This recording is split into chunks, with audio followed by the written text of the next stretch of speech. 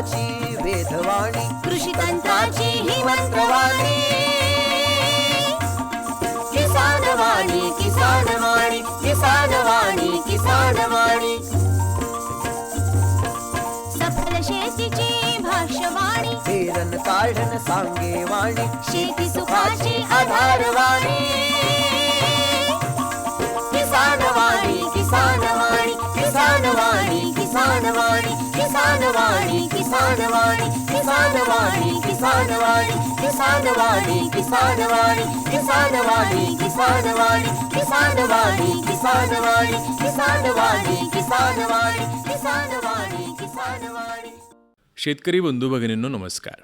शेतकरी बंधू भगिनींनो, आकाशवाणी अहिल्यानगरच्या प्रांगणामध्ये रविवार दिनांक 15 फेब्रुवारी 2026 रोजी सकाळी 10:30 ते दुपारी 2 या वेळेत रेडिओ किसान दिनाच्या कार्यक्रमाचं आयोजन करण्यात आलं होतं. शेतकरी बंधू भगिनींनो, या कार्यक्रमाला कृषी विभागाचे अधिकारी, कृषी विद्यापीठाचे अधिकारी, कृषी विज्ञान केंद्राचे शास्त्रज्ञ, पशुसंवर्धन, दुग्ध व्यवसाय उपायुक्त, त्याचबरोबर विविध वृत्तपत्रांचे संपादक उपस्थित होते.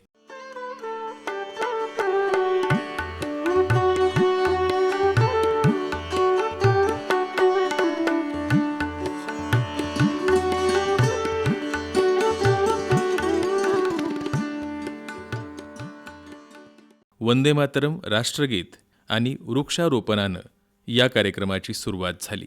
कार्यक्रमाचं प्रास्ताविक आकाशवाणी अहिल्यानगरचे कार्यक्रम प्रमुख सुदाम बटोळे यांनी केलं. शेतकरी बंधूंनो नमस्कार. व्यासपीठावरील उपस्थित आपल्या सर्वांचं आकाशवाणी अहिल्यानगर केंद्राच्या या परिसरामध्ये आणि रेडिओ किसान दिवसाच्या निमित्ताने मी आपल्या सर्वांचं स्वागत करतो.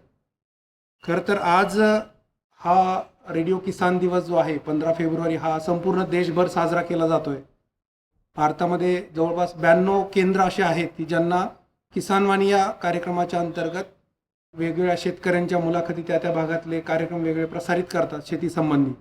आणि त्यातल्याच महाराष्ट्रामधल्या काही निवडक केंद्रापैकी आपला एक केंद्र आहे किसान वाणी आणि आमचं शेत आमचा परिसर. या कार्यक्रमाच्या माध्यमातून आपण शेतकऱ्यांच्या ज्या सक्सेस स्टोरीज असतात किंवा शासनाच्या जे काही वेगवेगळ्या योजना असतात, विद्यापीठाचे जे काही आपले प्रमुख शास्त्रज्ञ असतात, त्यांचं मार्गदर्शन शेतकऱ्यांपर्यंत पोहोचावं या हिशोबाने आपण किसान वाणीमध्ये मुलाखती आपण अरेंज करत असतो.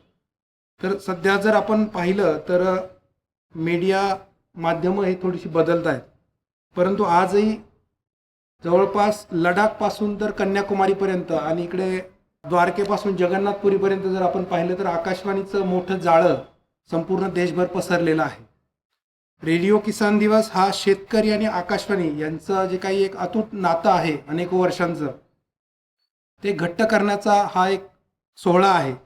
आपल्याला माहिती आहे की आकाशवाणी अहिल्यानगर केंद्राच्या माध्यमातून किसान वाणीच्या अंतर्गत कृषी वाणी असेल, आमचं शेत आमचा परिसर असेल, याच्यामधून आपण हवामान अंदाज असेल, पीक संरक्षण असेल, बाजारभाव आहे, हे नेहमी प्रसारित करण्याचा प्रयत्न करत असतो.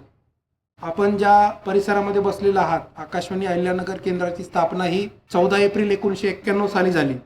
म्हणजे आता काहीच थोड्या दिवसात आम्ही 35वा आमचा वर्धापन दिन साजरा करणार आहोत. तर बहुजन हिताय बहुजन सुखाय हे ब्रीद घेऊन आम्ही आमचं काम अविरतपणे आमच्या सर्व सहकाऱ्यांना सोबत घेऊन करत असतो. आकाशवाणी अहिल्यानगर केंद्राच्या माध्यमातून जे काही आपले यशस्वी शेतकरी आहेत किंवा स्थानिक भाषेमध्ये आपल्याला जे काही कृषीविषयक सल्ला आहे किंवा शासनाच्या जिल्हा परिषद असेल, आपला कृषी विभाग असेल, आत्मा असेल, यांच्या जे काही वेगवेगळ्या योजना आहेत त्या शेतकऱ्यांपर्यंत पोहोचवण्याचं आम्ही काम करत असतो. यासोबतच आपल्याकडे अनेक कार्यक्रम असे आहेत की ज्या लहान मुलांपासून तर ज्येष्ठ नागरिकांपर्यंत वेगवेगळ्या कार्यक्रमाची निर्मिती आपण यामध्ये करत असतो.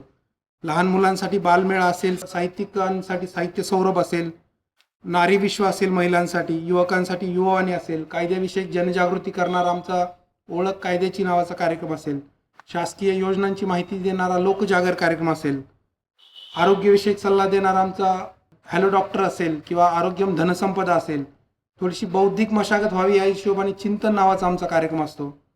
आणि आपले जे काही श्रोते आहेत ज्यांना गाण्यांची खूप आवड आहे अशांसाठी आम्ही हॅलो गीत बहार किंवा फोन गाणी यासारखे लाईव्ह फोन इन कार्यक्रम पण चालवतो की ज्याच्या माध्यमातून अहिल्यानगरच नाही पण अहिल्यानगरच्या बाहेरचे श्रोते सुद्धा आमच्याशी संपर्क करतात.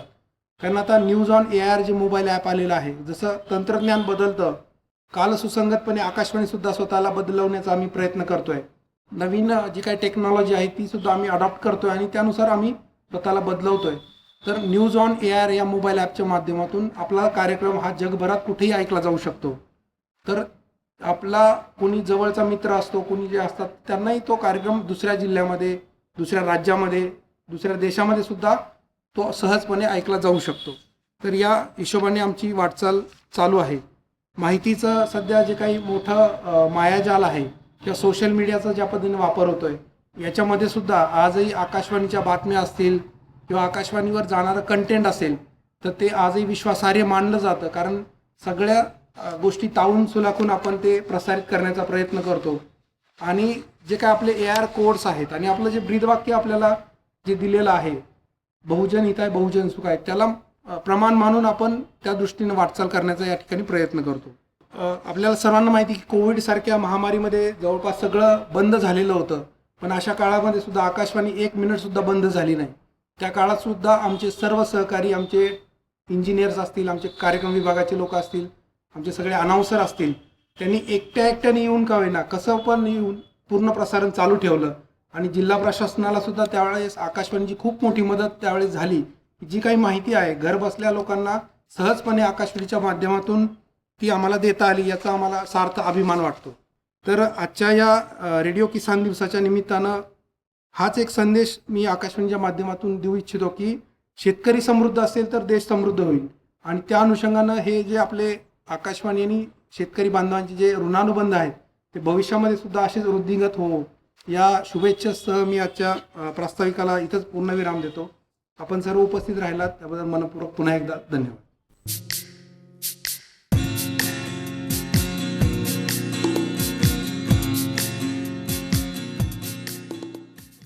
कार्यक्रमाला उपस्थित असणाऱ्या मान्यवरांचा संवाद आता ऐकूयात. NDDB dairy services Rahuri cement स्टेशनचे महाव्यवस्थापक डॉक्टर सरोज वहाणे या कार्यक्रमातून बोलताना म्हणाले, आज मला खूप खुशी होत आहे की शेतकरी बंधूंसोबत, भगिनींसोबत डायरेक्ट मला एक आमची संस्था काय कार्य करत आहे शेतकऱ्यांसाठी त्याच्याबद्दल बोलायची मला संधी आज रेडिओ किसान दिवस आहे त्याच्या माध्यमातून मिळाली. आणि सगळ्यांना ह्या दिवसाच्या खूप खूप शुभेच्छा आहे. आमचं मुख्य काम जो आहे शेतकऱ्यांपर्यंत चांगल्या दर्जाचे सिमेंट डोजेस पोहोचवणे, ज्याच्यामुळे की शेतकऱ्यांच्या घरी समृद्धी येणार, चांगल्या दर्जाचे दूध देणारी गाय तयार होणार. आपण आता सध्या बाहेरून गाई म्हशी विकत घेत असतो आणि त्याच्यामुळे काय होते की आपल्या राज्याचा पैसा जो आहे तो दुसऱ्या राज्यामध्ये जात आहे. पण आमचं म्हणणं असं आहे की तुमच्याकडे जी गाय असेल त्या गायीमध्ये जर चांगल्या वडूचे सिमेंट कृत्रिम रेतनासाठी कामात आणले तर निश्चित तुमच्या घरी चांगली दूध देणारी गाय तयार होणार. सध्या काय होत आहे की आपला उद्देश काय असतो की माझी गाय कशी तरी गाभीन व्हायला पाहिजे, पण ह्याच्या पलीकडे पण आपल्याला विचार करायची गरज आहे. आणि ते म्हणजे की सगळ्यात चांगला वडू कोणता आहे, सगळ्यात चांगल्या वडूचे सिमेंट डोजेस कसे तुमच्यापर्यंत पोहोचतील, ह्याच्यासाठी तुमच्या एरियामध्ये, तुमच्या क्षेत्रामध्ये जे डॉक्टर काम करतात, जे कृत्रिम रेतन कार्यकर्ता आहेत, प्रायव्हेट काम करतात, त्यांना विचारायचं आहे की सगळ्यात चांगला वडू कुठला आहे. कारण सहसा होऊन काय राहिलं आहे, आपल्याकडे जे चांगले वडूचे डोजेस आहेत ते गुजरात आणि पंजाबला जात आहेत. कारण इथून राहुरी सिमेंट स्टेशन जो आहे महाराष्ट्र, मध्य प्रदेश, गोवा, नॉर्थ कर्नाटका, त्याच्यानंतर छत्तीसगड आहे, झारखंड आहे, एवढ्या राज्यामध्ये इथून सिमेंट डोज जात असतात आणि गुजरात आणि पंजाब आहे. आता मला इथे 4 वर्ष झाली आहेत. तर खुल्ला आवाज म्हणजे गाई म्हशींना दिवसभर बांधून ठेवायची गरज नसते. जेव्हा तुम्हाला वैरण टाकायची आहे, जेव्हा त्यांना पशुआहार द्यायचा आहे त्याच वेळी बांधा. बाकी वेळी जसं आता इथं बघून राहिले भरपूर झाडं आहे तिथे, असं सारखा खुल्ला पशु आवाज पाहिजे.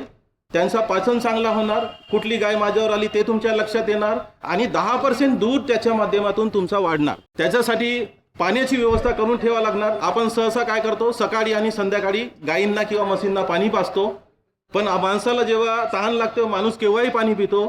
तर आपल्या जनावरांसाठी पण पाण्याची व्यवस्था जी आहे ती 24 तास व्हायला पाहिजे. म्हणजे तिथं पाण्याची टँक बनवून ठेवा, जेव्हा आपल्या जनावराची त्याला तहान लागेल तेव्हा तो पाणी पिणार.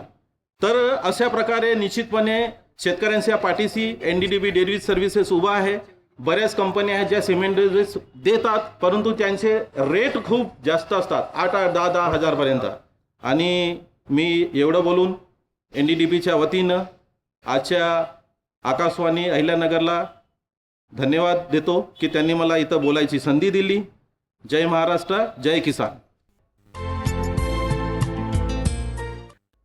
रेडिओ किसान दिनानिमित्त दैनिक सकाळ अहिल्यानगरचे सहसंपादक प्रकाश पाटील यांनी आपली भूमिका मांडताना सांगितलं, आमची आणि लंकेसाहेब आम्ही जरी पत्रकार असलो पण आमची नाळ शेतकऱ्याची आहे, शेती आणि मातीशी आहे.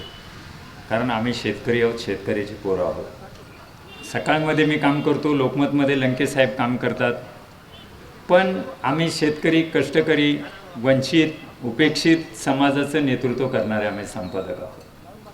कॉर्पोरेटवर कोणीही लिहिते, कॉर्पोरेटवर कोणीही लिहायला पायलीभर लोक आहेत, पण आमची नाळ आदिवासींची आहे, आमची नाळ शेतकऱ्यांची आहे. शेताच्या बांधावरली जी दुःख सुख आहेत, व्यथा आहेत आणि कथा आहेत ते आम्हाला चांगल्या माहिती आहेत. राजकारणाबरोबर, समाजकारणाबरोबर शेतीही बदलली आणि मोठ्या प्रमाणात उत्पादन घेण्याची जी काही स्पर्धा लागलेली आहे ती चांगली का बरी वाईट मला माहीत नाही, पण आपण किती सकस खातो हा सर्वात महत्त्वाचा मुद्दा आहे. काल लोकसभेमध्ये पण असे प्रश्न विचारले, मला वाटते आपचे खासदार होते, त्यांनी 5 अशा गोष्टी सांगितल्या की त्याचा आपण त्याला स्पर्श पण केला नाही पाहिजे. कॅन्सरचं प्रमाण भयंकर वाढत आहे, तर काळजी घ्यायला पाहिजे. काल मी एका कार्यक्रमात होतो, तिथे मी काळूबाळूचा तमाशा आहे जो वगनाट्य होतं, जेहरी प्याला. आता माझे जवळचे एक नातेवाईक आहेत, अगदी जवळचे, ते कर्करोग, ब्रेन ट्युमरच्या कर्करोगाने ते शहद येत आहेतच. 3 महिन्यामध्ये 17 ते 18 लाख रुपये खर्च केले तरी बरं होण्याची गॅरंटी नाही. मला काळूबाळूच्या तमाशातला तो वगनाट्य आठवला. ते काळूबाळूला म्हणतो की बाबा माणूस गरीब असावं पण आजारी नसावं. हे शेवटी आरोग्य सर्वांचं खूप महत्त्वाचं आहे, पण मला वाटते शेतकऱ्याचं आरोग्य सगळ्यात चांगलं आहे. तुम्हाला जितका ऑक्सिजन मिळतो ना तितका आम्हाला शहरातल्या लोकांना एवढा मिळत नाही. शेवटची गोष्ट सांगतो, ह्या सगळ्या शेतकऱ्यांची जी दुःख आहेत किंवा चांगले प्रयोग करावेत ह्यासाठी सकाळने ॲग्रोवन आणला आणि ॲग्रोवन आज शेतकऱ्याच्या महाराष्ट्रातल्या प्रत्येकाच्या बांधावर जातो आहे. ह्याचा सकाळ माध्यम समूहातला एक घटक म्हणून मला निश्चित अभिमान आहे. शेतकऱ्यांनी आत्महत्या करावी, कुठल्याच आत्महत्याचा पुरस्कार करणारे आम्ही दोन्हीही संपादक नाही. आत्महत्या करताच कामा नये मला असं वाटतं, कारण 10,000हून अधिक आत्महत्या जर शेतकरी ह्या महाराष्ट्रातले करत असतील तर आमची मान शर्मेने नक्कीच खाली जाते. कारण बटोले सर समोर जे शेतकरी माझे बांधव बसलेले आहेत ते इतक्या चांगल्या पद्धतीने संशोधन करतात, कष्ट करतात, मेहनत करतात, कल्पकता राबवतात, जगाबरोबर चालतो. जो जगाबरोबर चालेल तोच आता स्पर्धेत टिकणार नाही तर टिकणार नाही. आत्महत्या हा कुठल्याही गोष्टीवरचा उपाय असूच शकत नाही. मला वाटते ॲग्रोवनने जितके प्रयोग केले, आत्महत्येवर पण ॲग्रोवनने एक रिपोर्ट केला, मला वाटते 10 वर्षापूर्वी महाराष्ट्र शासनाला तो सादर केला. अजूनही आत्महत्या थांबत नाही. आत्महत्या करणं हा पर्यायच नाही, असूच शकत नाही. कारण आत्महत्या करणारी बुजदिल लोक असतात. आपल्याला काही करायचं नसेल तर बाबा ठीक आहे, संकट प्रत्येकाच्या आयुष्याला येते. पहिला संकट येईल, संकटानंतर निश्चितप्रमाणे तुमच्या आयुष्यात सुखाचे क्षण येतील. सुखाचे क्षण तुम्ही सर्वांनी अनुभवावे. हा कार्यक्रम उत्तम झाला, खूप टेक्निकली किंवा खूप न जाता जे काही मला सांगायचं होतं, कारण वेळेचं बंधन दिलेलं आहे आणि आम्ही वेळ पाळण्यात पक्के आहोत पत्रकार म्हणून, पण मी माझं मनोगत संपवतो. जरी लांबलं असेल तर दिलगिरी व्यक्त करतो. जय हिंद, जय महाराष्ट्र.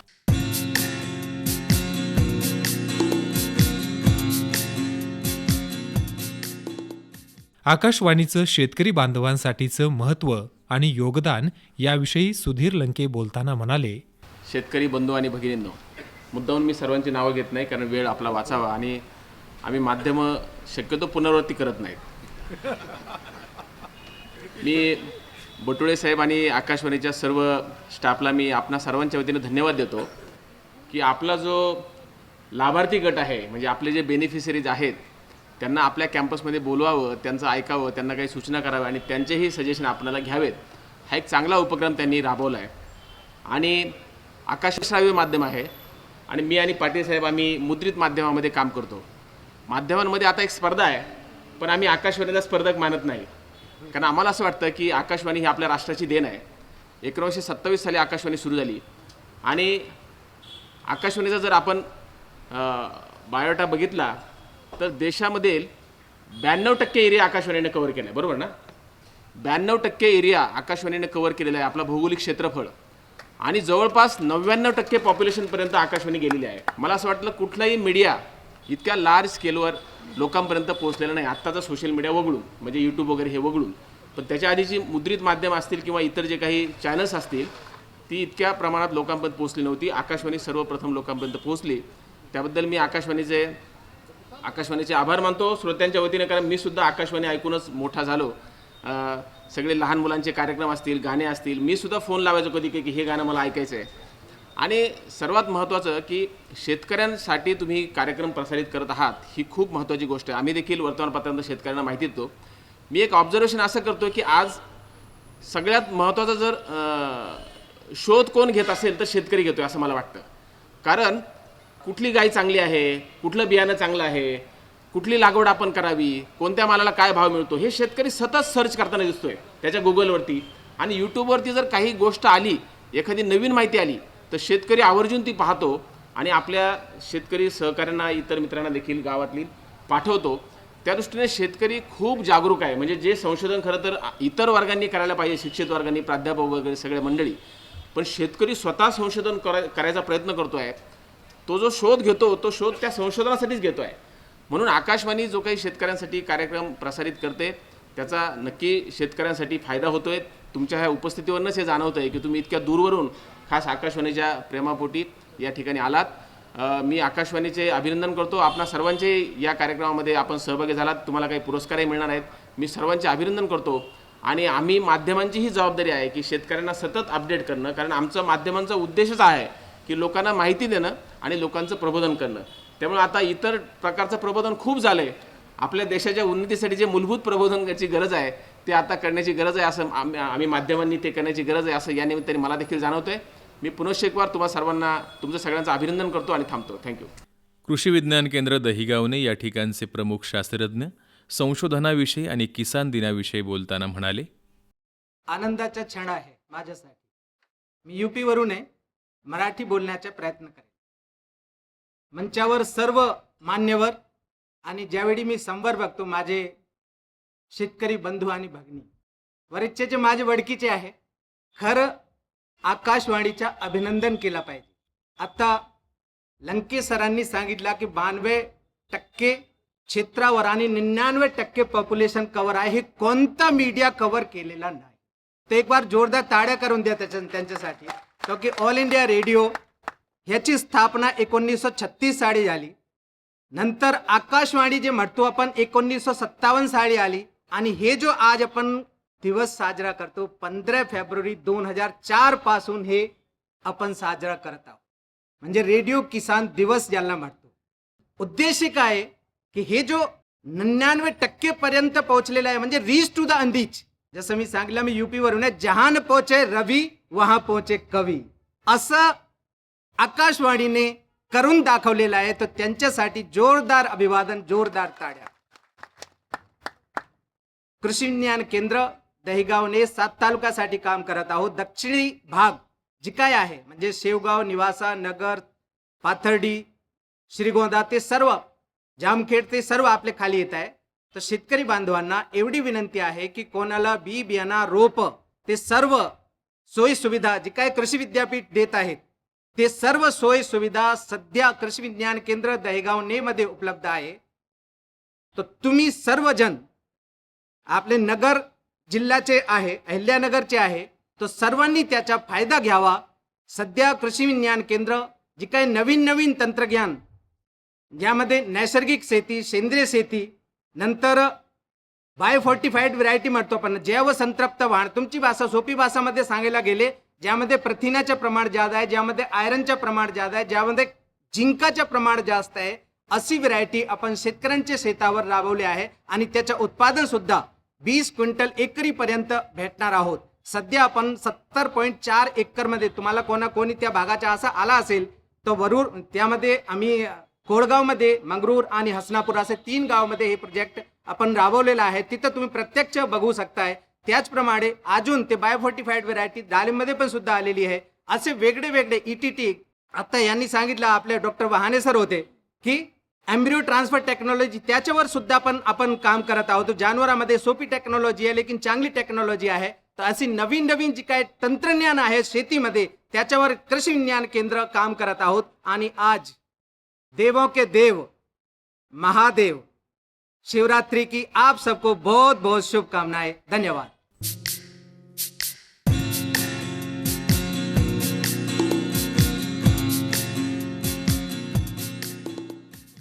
कृषी विभागाच्या योजनांची माहिती शेतकऱ्यांपर्यंत पोहोचवण्यात आकाशवाणीचं योगदान याविषयी बोलताना अहिल्यानगरचे उपविभागीय कृषी अधिकारी दत्तात्रय डमाळे.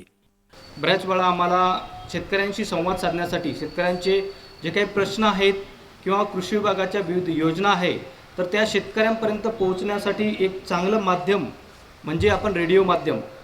एका भागातला प्रोग्राम किंवा एका भागातली बातमी काही क्षणामध्ये इंटरनेटच्या माध्यमातून आपण ऑल ओव्हर इंडिया म्हणजे आज मास मीडियाचा एवढा मोठा प्रभाव आहे की सर्व जगापर्यंत पोचतं आहे. परंतु जसं आत्ताच सरांनी सांगितलं की माध्यमामार्फत जी काही माहिती किंवा योजना जे पोचतात तर त्याचं ऑथेंटिसिटी जी म्हणतो जी ती बातमी खरीच आहे का, ते नॉलेज खरेच आहे का, हे व्यवस्थित पोहोचण्याच्या उद्देशाने जो ट्रस्टेड म्हणजे का ज्याच्यावर भरोसा ठेवू शकतो असं माध्यम म्हणजे सगळ्यात महत्त्वाचं माध्यम आकाशवाणी जे सर्वदूर पोहोचलेलं आहे. त्याचबरोबर आपले राष्ट्रीय जे काही माध्यमं आहेत म्हणजे विशेषतः सह्याद्रीसारखी वाहिनी आहे म्हणजे शासनाची जे काही एक ऑथेंटिसिटी असलेली एक माध्यम आहे. आणि इतर माध्यम जे देखील याच्यामध्ये आहेत. जे काही महाविस्तार हे एक तयार केलेलं आहे शासनाने, महाराष्ट्र शासनाने. तर महाराष्ट्र शासनाच्या ज्या काही विविध योजना आहेत शेतकऱ्यांच्या जे काही योजना आहेत तर त्या शेतकऱ्यांपर्यंत पोहोचवण्यासाठी एक प्रभावी माध्यम म्हणून महाविस्तार ॲप सुरू केलेला आहे.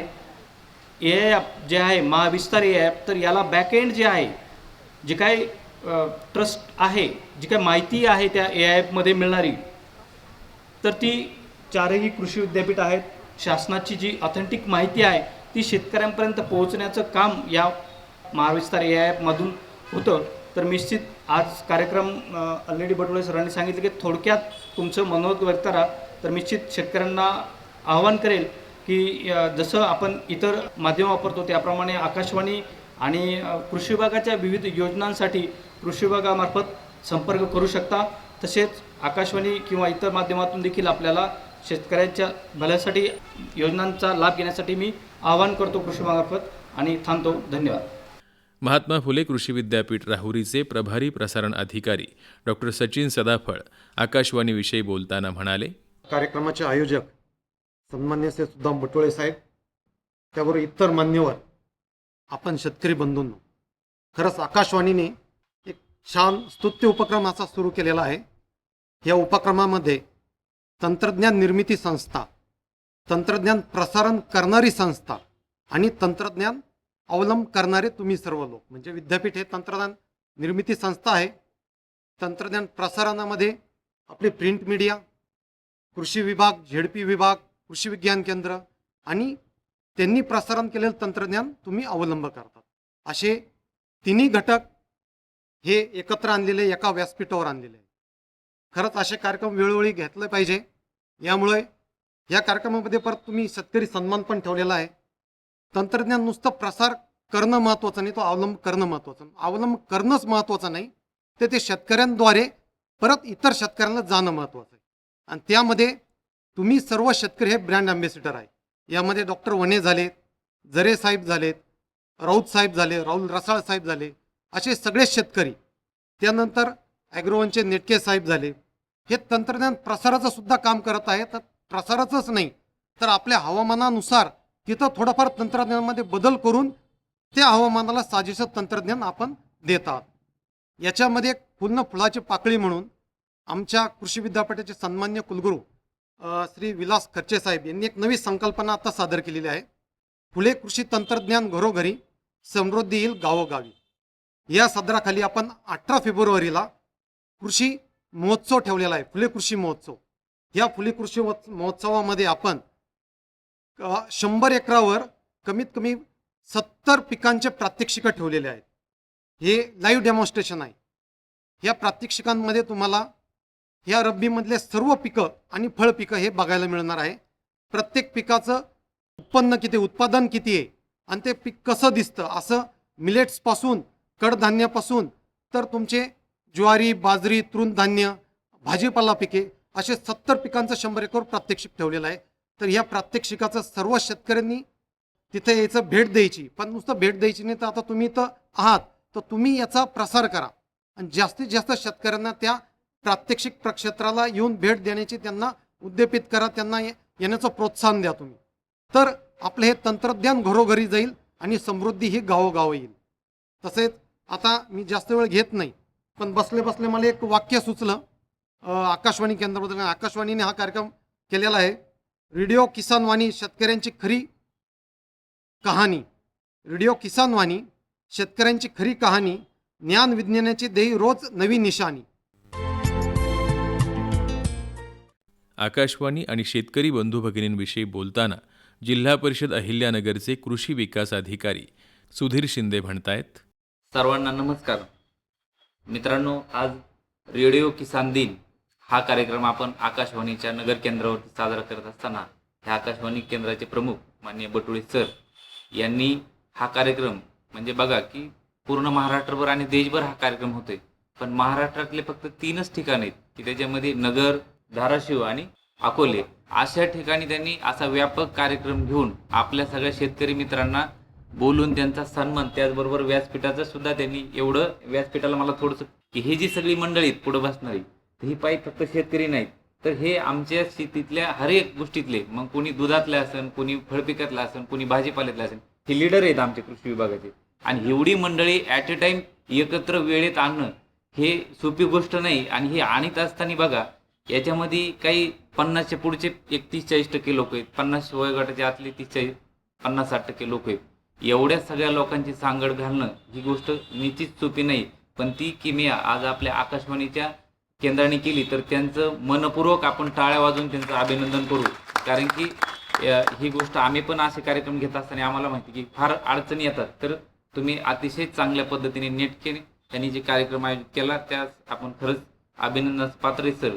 आपल्या राज्याला आणि देशाला सुद्धा ज्या ज्या योजनेमध्ये अडचणी असतात त्या योजनेमध्ये दुरुस्त करण्याची गरज असते, तर हे दुरुस्त करण्याचं काम खरं म्हणजे आपला नगर जिल्हा कृषी विभागाच्या माध्यमातून नेहमी करत असतो. मग ते पुरस्कार देण्याचं स्वरूप असू द्या किंवा एखाद्या योजनेमध्ये अनुदानाची कमी जास्त करण्याचं प्रमाण असू द्या, ही जी काही गोष्टी आपल्याला करायच्या असतात त्या मोस्टली आपल्या नगर जिल्ह्यामधून होतात. कारण की आपल्या नगर जिल्ह्यातले शेतकरी हे निश्चितपणे शेतीचा योग्य अभ्यास करणारे, चांगला वेध घेणारे, शेतात गेला आणि शेती पिकवले. आता असा काळ राहिलेला नाही. तर आज आपण बघतो की जागतिक पातळीच्या घडामोडी असू द्या, मग त्या राजकीय असू द्या, सामाजिक स्वरूपाच्या असू द्या, व्यापाराच्या असू द्या, इव्हन आता बघा एप्रिलमध्ये असं एक मेसेज येतो की यंदा अल निनो काय करणार, तर आपल्या पूर्ण देशाच्या छातीमध्ये एक धडकी भरते की बाबा ह्या वर्षीचं स्वरूप कसं असेल.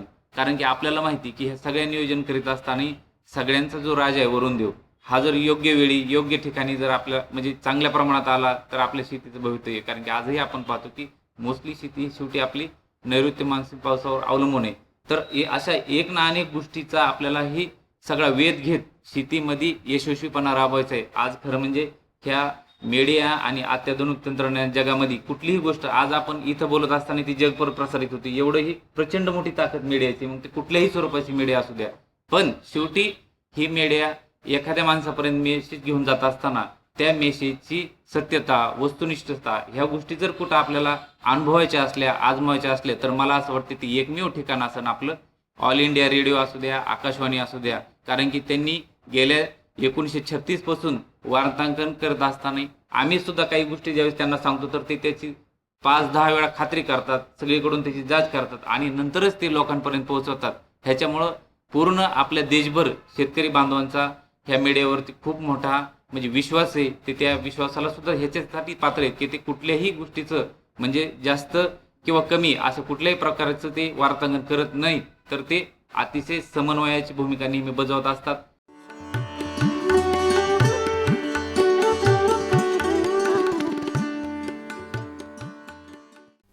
आकाशवाणी अहिल्यानगरच्या प्रांगणात रेडिओ किसान दिनाच्या निमित्तानं संपन्न झालेल्या कार्यक्रमावेळी आकाशवाणी अहिल्यानगर केंद्राचे कार्यक्रम प्रमुख सुदाम बटुळे, वरिष्ठ अभियांत्रिकी सहाय्यक गजेंद्र पवार, वरिष्ठ तंत्रज्ञ संतोष साबळे, पांडुरंग जोशी, जयंत लाटे, संतोष मते, सोमनाथ कांडके, अंकुश जोशी, रेखा शेटे, शीतल ठोंबरे, अक्षता अन्नदाते, गौरव वने, ज्ञानेश्वर राऊत, रवींद्र दातीर, किरण जाधव आणि विष्णू रच्चा आदी उपस्थित होते.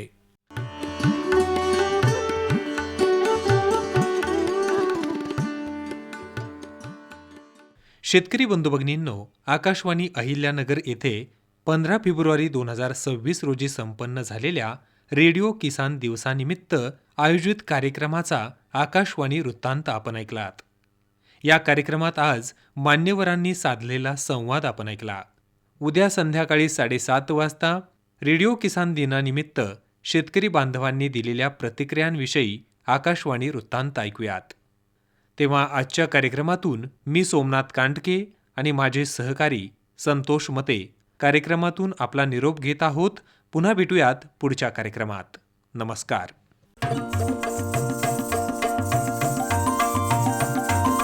किसानवाणी किसानवाणी किसानवाणी किसानवाणी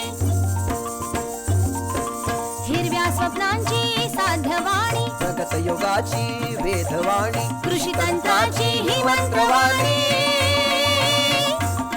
किसानवाणी किसानवाणी किसानवाणी किसानवाणी सफल शेतीची भाष्यवाणी पेरन काढन सांगे वाणी शेती सुखाची आधारवाणी किसानवाणी किसानवाणी किसानवाणी किसानवाणी किसानवाणी किसानवाणी किसानवाणी किसानवाणी किसानवाणी किसानवाणी किसानवाणी किसानवाणी किसानवाणी किसानवाणी किसानवाणी किसानवाणी किसानवाणी किसानवाणी